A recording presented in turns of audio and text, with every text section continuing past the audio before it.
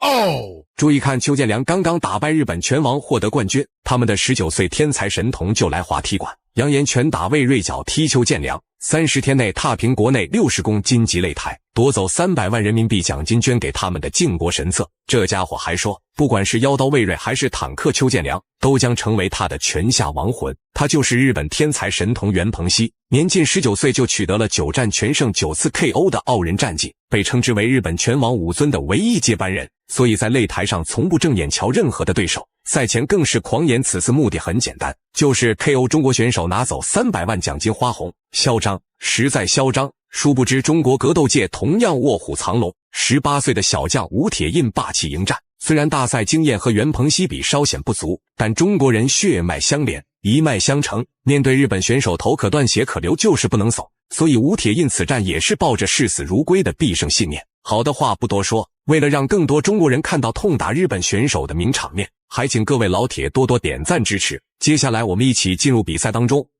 Round 1，比赛一开始，吴铁印彰显出中国选手的血性方刚，冲上前去就要抱摔袁鹏熙。袁鹏熙快速起身尝试拉开距离，可吴铁印怎会轻易饶过他？双手超越下再次将其放倒。这两位选手虽然一个19岁一个18岁，但是打法都非常凶残，尤其是18岁的吴铁印更是杀伐果断，昂扬的斗志让人动容。我想这也是很多中国选手的天赋技能，那就是碰见日本选手就会觉醒无敌的霸气，既然打不死那就往死里打。比赛看点十足，想法为是中国格斗非常美妙的一个摔跤的想法，应该想是吧？在有趣的一场。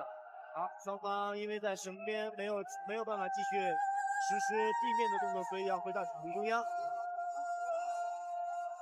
所以要回到原来的动作上。对，而且要从2个人都互相认同的位置开始，直接肘击。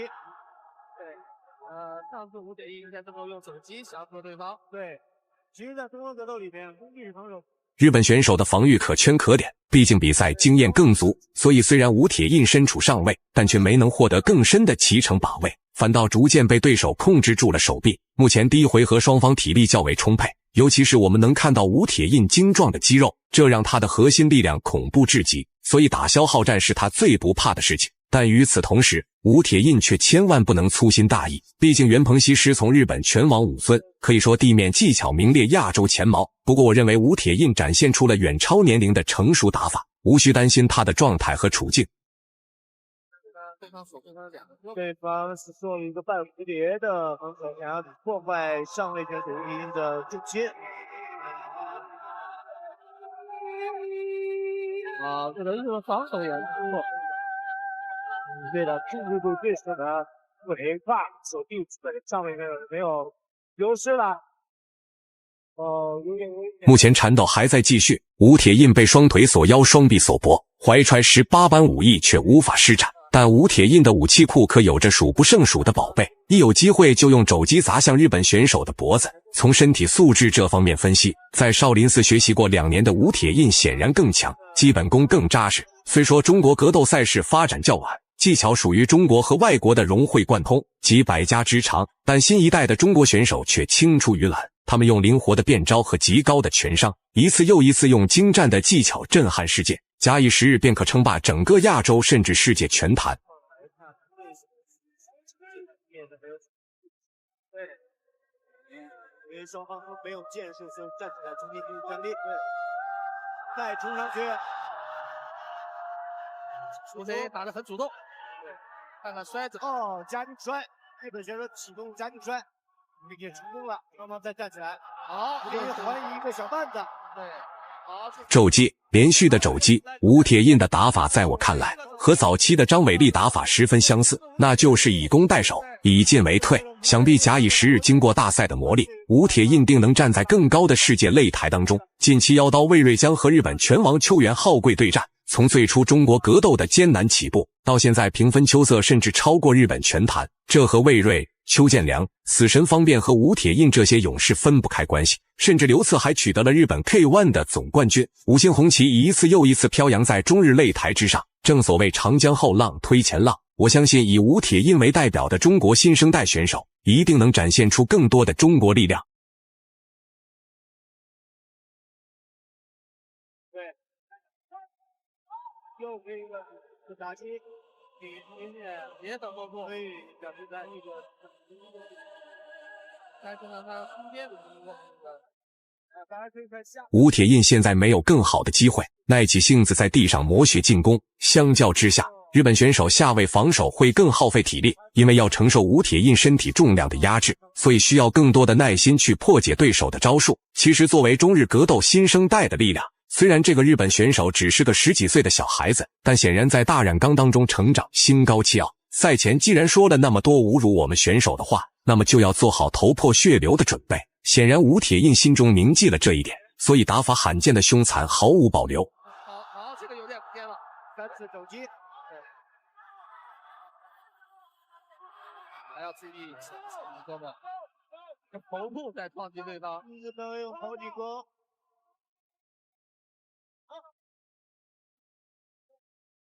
重新回到这个。吴铁印的脑袋撞到了日本选手，裁判这里出示了一个黄牌。虽然给了袁鹏熙喘息的机会，但吴铁印这名选手的特点十分明显，那就是遇强则强，勇攀高峰，克服身体疼痛，勇者无畏，冲上前去就要和小日子进行厮杀。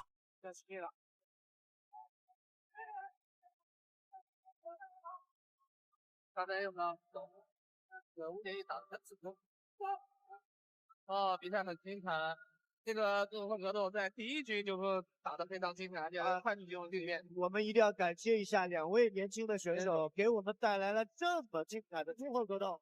回合结束，趁着双方进行短暂休息，让我们欣赏下精彩回放。加热爱看综合格斗比赛，因为它技法太丰富了，变数太多了。对，我相信这韩国的综合格斗很多观众都会来。没错。我自己的感觉是打看这个我有时候看是的，对，那么对。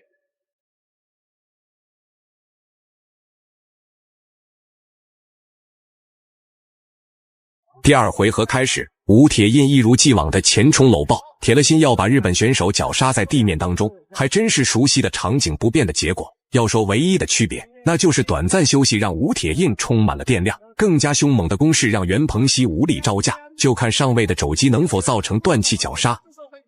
对，这个位置对手下位的对手非常难受，因为起不来，动不了，起不来，完全处于被动位置，只能搂头。